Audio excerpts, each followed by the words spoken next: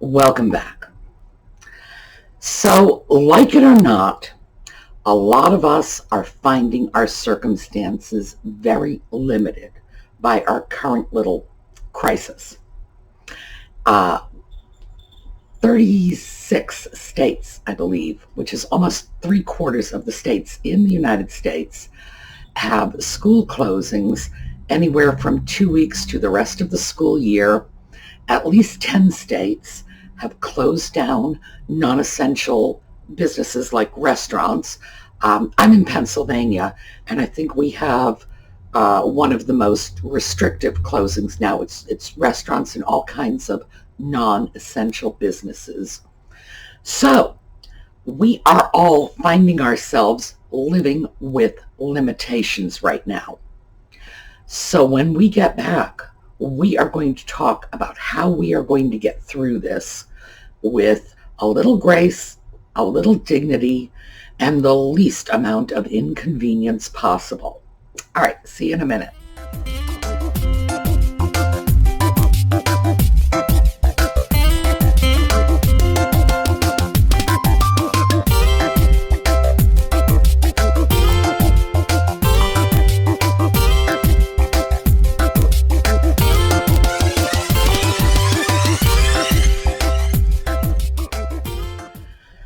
Okay, so I was in the grocery store and I could not help but notice there was no toilet paper, zero, nothing, no bottled water, no soup, no bleach, very little in the way of laundry detergent and soap, and almost no iced tea.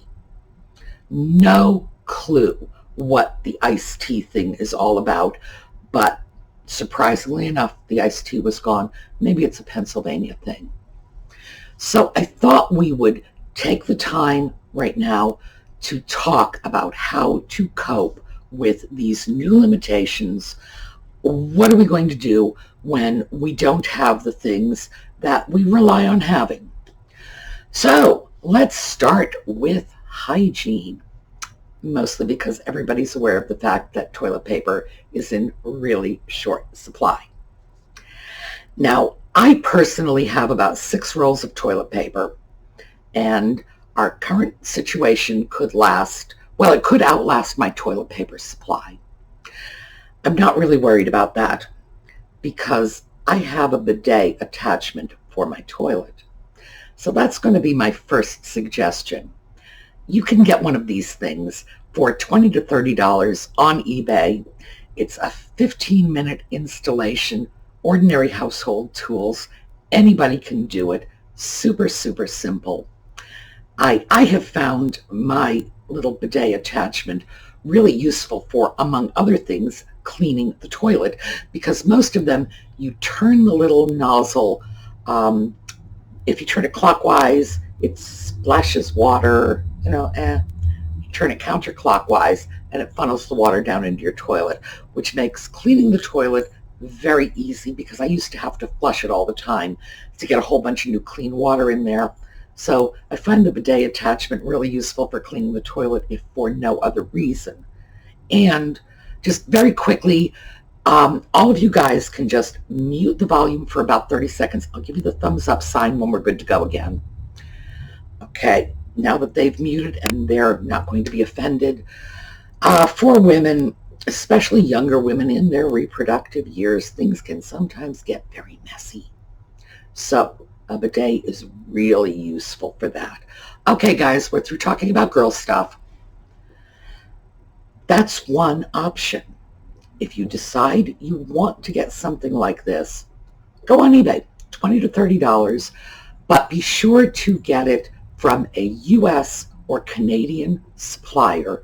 Reason being, you would like to receive it in a timely fashion. Getting it 6 or 8 weeks from now is probably not going to be remarkably helpful.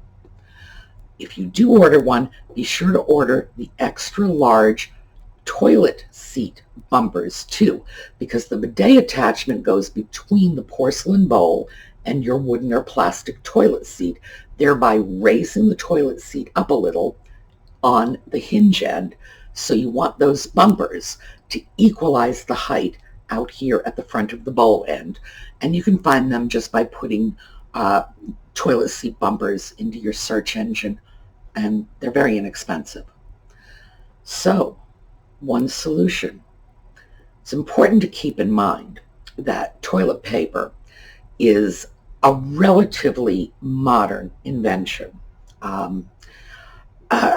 Samuel Pepys, he was a 17th century British diarist, pre-toilet paper, advocated the use of a goose. I swear to you, he did. The man was the textbook definition of crazy. But yeah, goose. That was considered, I guess, reasonable. The Romans, who of course conquered the known world, had better ideas than a goose. They attached a sponge, they tied it to a stick, and ran it under running water because the Romans had the technology to provide themselves with running water. Therefore they did, and that's what they used. We don't need to do that. Everybody has some old dish towels somewhere. I know I do. You've seen mine, because when I'm working on projects, I'll haul out an old dish towel, and it's raggedy. Cut it up in sections. Get yourself a quarter of a dish towel and use soap and water, and the other one you can dry. Toilet paper, or the lack thereof, at best should be a relatively minor inconvenience, because let's face it, little bits of paper is not the most effective way to clean yourself anyway. And old dish towels, things you're going to throw away when the crisis is past and you don't need it anymore, are perfectly suitable. Yes, you're going to have to wash them. Yes, it's less convenient than little wads of paper. But unfortunately, by the way, I did check the baby wipes, and the baby wipes are gone too. Baby wipes would in fact be a preference, but I think they probably went before the toilet paper did. So there's our toilet paper situation, effectively dealt with not using a goose. What about soap? There's no soap in the store, no bleach, no disinfectants, no antibacterial anything. So what about that? Well, first of all, antibacterial soap is soap. And if you don't believe me, you check with the CDC. All soap is antibacterial. So if you have soap, you have antibacterial soap. And by the way, people have been saying this, especially doctors, for like decades, ever since soap first came on the market being advertised as antibacterial. Doctors have been laughing themselves silly, saying, don't people realize all soap is antibacterial? Well, it is. And we had discussed this in a video a few months ago when I talked about Castile soap. It comes in liquids, bar form, and you can use that to clean anything. You wash your hair with it, wash your floor with it, wash the cat with it. If you have a bar of soap, you have antibacterial protection. It's that simple. And I know a lot of people have also been like disinfecting their houses, and especially doorknobs. Did you know that's not really necessary if you have brass, silver, or copper doorknobs? Brass, silver, and copper, these metals, all have a property in common. It's called oligodynamics. And those are that's it's a Greek word, combination of two words, oligos, which is small, and we know that that's a word we're familiar with from the term oligarchy, a government that's run by a small group of people. We all studied that in high school. And then dynamic, which is force, so small force. There are small elements in the metal that in fact kill organic material, and which includes bacteria.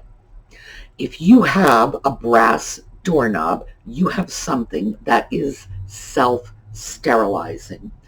Your doorknobs will sterilize themselves anywhere from like 15 minutes to 8 hours. I'm not sure why there's that time difference, but in fact, your brass doorknobs will disinfect themselves. By the way, that is one of the reasons that no matter what I do in terms of home improvements, I always make sure I keep brass doorknobs, because they sterilize themselves. They just kill any bacteria all by their lonesomes. And that's not bad. So personal hygiene is something we can cope with if we have some old dish towels we're willing to cut up and use as rags, and some soap, even bar soap, even the fancy little sweet soaps in your guest bathroom, the ones that are like little roses and whatever, antibacterial. And in fact, if you're anything like me, you leave that stuff out sitting on the counter looking pretty way too long and never gets used. It's always a good opportunity to, get them, use them up, dig them out, and then replace them with something else. So we're going to be able to stay clean. That's not going to be a major issue.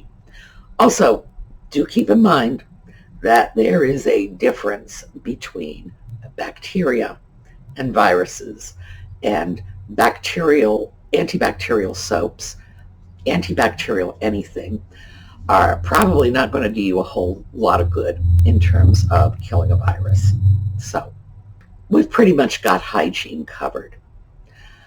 What about the loss of food products in the stores? That was another thing I noticed. Very little in the way of red meat. I don't know why red meat went, but it did. So I'm sure a lot of you are concerned about being able to put protein in your diets. Remember, peanut butter sandwiches, between the carbs from the bread and the protein from the peanut butter, you're going to get yourself a complete protein. Peanut butter, eggs, cheese, nuts of any kind, soybeans, beans and rice are a good combination. That's a complete protein too. And the folks in the Caribbean figured that out a long time ago. Their diet is largely beans and rice.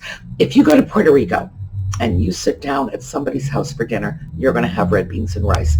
It's just that simple. I can remember when I was there, I talked to someone about beef stew, American classic. And she was like, oh, you put that on the red beans and rice? It's like, no, but you could. So this could be actually a good opportunity to throw some different, interesting stuff into our diets.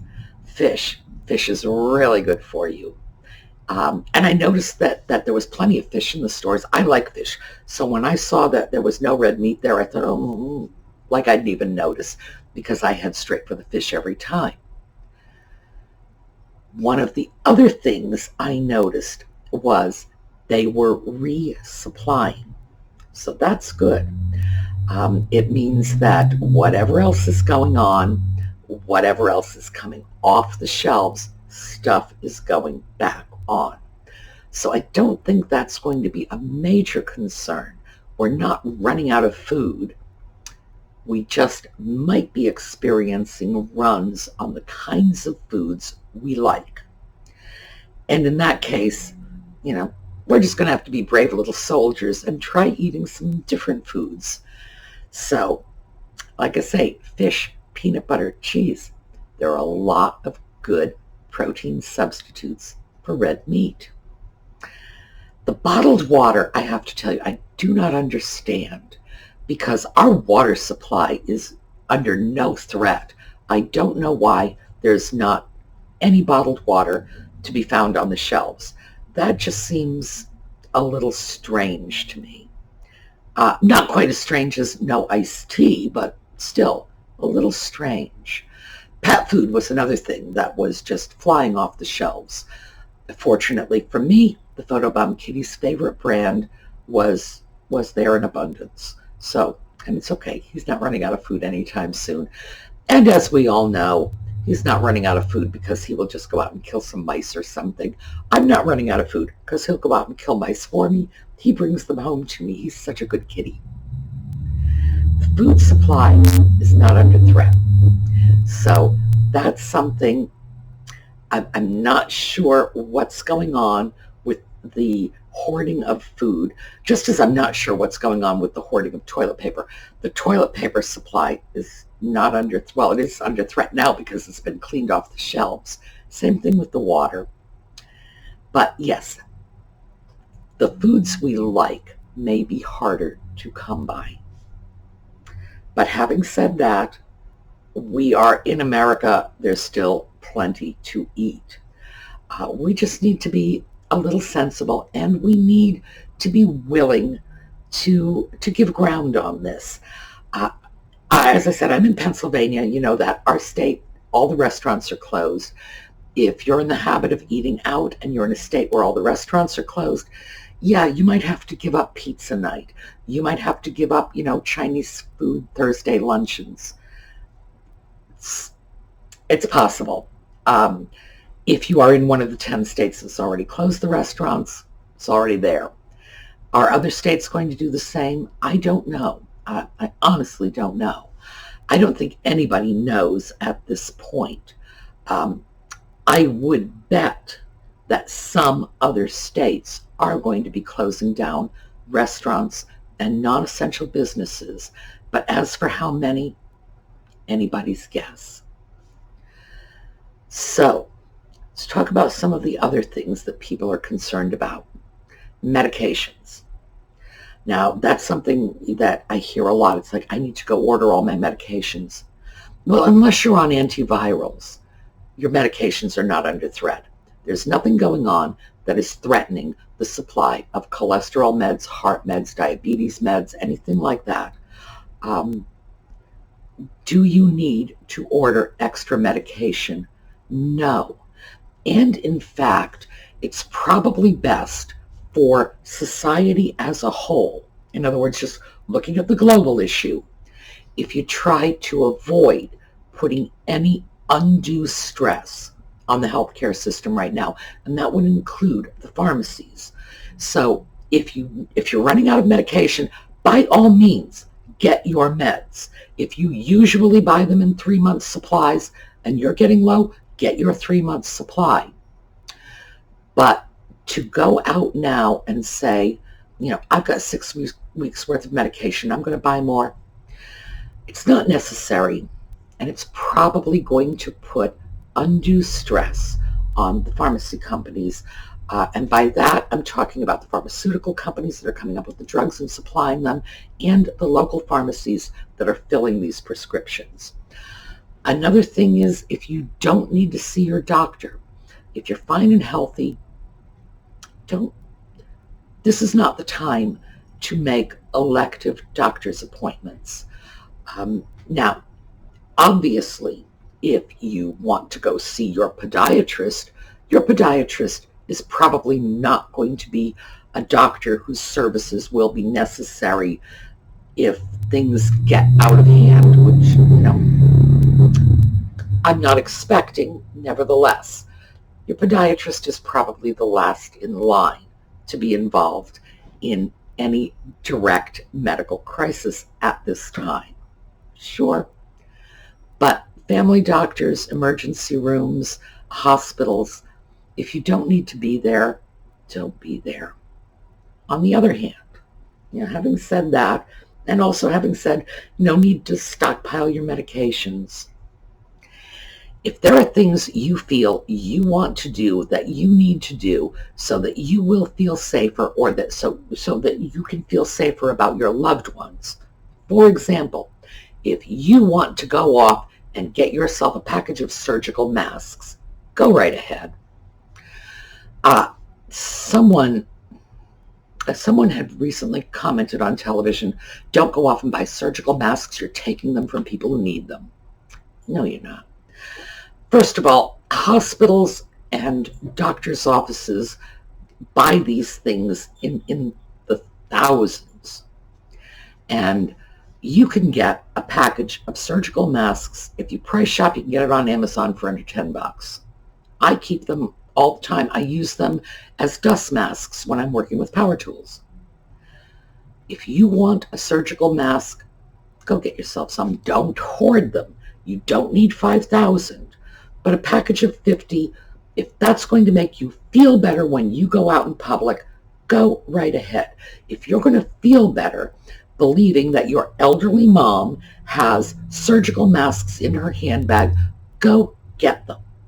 Remember, there is a big difference between compromising your own safety and putting undue stress on the healthcare system. We don't want to put undue stress on the healthcare system, but we don't want to compromise our own safety to do it. You are not responsible for the world. You are responsible for you. But as I say, no need to hoard, no need to get excessive. A package of 50 surgical masks, and then you can still get them. And as I say, under $10. And by the way, Amazon sells these in lots of thousands. Literally, you can go on Amazon and say, I want 2,000 surgical masks. Bang, push a button and they're in your cart. So your 50 is a drop in the bucket. If you feel better knowing that you have that level of protection when you go out in the community, go right ahead. If you are in one of the high-risk groups, and we discussed this before, if you're elderly, if you have a heart condition, if you have respiratory condition, if you have diabetes, etc., by all means, take whatever precautions are going to make you feel safe. Remember, you're one of the people that people talk about when they start speaking about protecting the at-risk people. Yes, dear. So go right ahead, but don't hoard. That's something, and we've actually seen this. People who were buying hand sanitizers and things like that and selling them for outrageous amounts of money. Well, we've already discussed your lack of need for hand sanitizer. Your soap is going to be just fine. Oh, because I forgot. Soap. We are all going to be washing our hands a lot more than usual lately. When you wash your hands, use lotion. One of the leading causes of dishydrosis, which is like little blisters on your fingers, is overwashing of your hands. The easiest prevention is wash your hands, use lotion. My mail carrier, and as you know, I adore my mail carrier. She's fabulous. Her job is touching other people's stuff. She does that all day long. She touches other people's mail. The things she handles have been heaven only knows where. So she's wearing gloves. And of course, her hands are reacting really badly. She has to wash her hands all the time. And they're perspiring in the gloves, and boy, her hands are just it's getting to the point where it's actually physically uncomfortable. They're burning her. So first thing I did yesterday was ran off into my stockpile of hand lotion and got her something nice out of there. Here, try this. Hopefully it will help, and I believe it is helping. It's important to remember that when frequent hand washing takes the natural oils out of your hands and it takes the moisture out of your hands, you're going to want to replenish that with lotion. So, because you don't want to end up with dishydrosis. Once you've got it, it's itchy, it's burning, it's terrible, and it's just ick. And the whole lotion trick, by the way, is not mine. I got that from my dermatologist. So, and he knows his job, so we can take his word for it. So, we've covered personal hygiene in terms of toileting. We've covered keeping our hands clean, keeping our environment clean. Soap, regular old soap, is going to do this for us. We've covered lack of some of our favorite products in the stores. Yeah, we may have to make some changes. Hopefully it will be temporary. We've covered not putting undue pressure on the medical system, but getting what you need. And remember, you're not going to save anybody's life by failing to fill your diabetes medication prescription or by refusing to get a surgical mask so that you're protected when you go out. By the way, that was another thing I saw in the stores today. People are going out in surgical masks now. Remember, you need to take care of yourself. The best way to keep society safe is keep you safe. Now, as you all know, I'm going out as much as I can. I do not like being housebound. I don't like being confined. It's not something I'm crazy about. But I'm being safe and I'm being sensible. And I want you to be safe and sensible too. Remember, this too shall pass. Don't give in to the hysteria. Don't let the fact that a few people are hoarding some strange things, bottled water, iced tea, who can say, don't let that panic you. We are all going to make it through this. Okay? So, we've covered all that. One thing I do want to say is I'm looking at this now thinking, I've often toyed with the idea of doing some videos for you folks on disaster preparedness, which is one of my things because I've been preparing for the zombie apocalypse for 40 years. Actually, that's not true. I don't believe in zombies. Really, I don't. I have to say that quickly because there are going to be some people out there saying, oh my God, she believes in zombies. No, really, I don't. But I think following 9/11, all of us gave some thought to that. And I was in D.C. with the anthrax outbreak. So, yeah, I think that's something I'm going to do because we're all going to have some extra time on our hands. A lot of us are going to be stuck in and don't want to be, geez, if I get stuck in, I'm not going to like it very much. So I think I am going to do some of that because with some preparation, we would all be a lot better off in a situation like this. And I'm pretty well off in a situation like this. I'm fine. This isn't impacting my life because I'm sort of automatically prepared. And I think this is something I ought to share with you. Might be a little late for this crisis, but hopefully if there is another crisis, well, let's hope there is no other crisis, but hopefully if there is another crisis, a little preparation now can save us a little trouble later. So I think I am going to start doing that because like I said, we've got some extra time.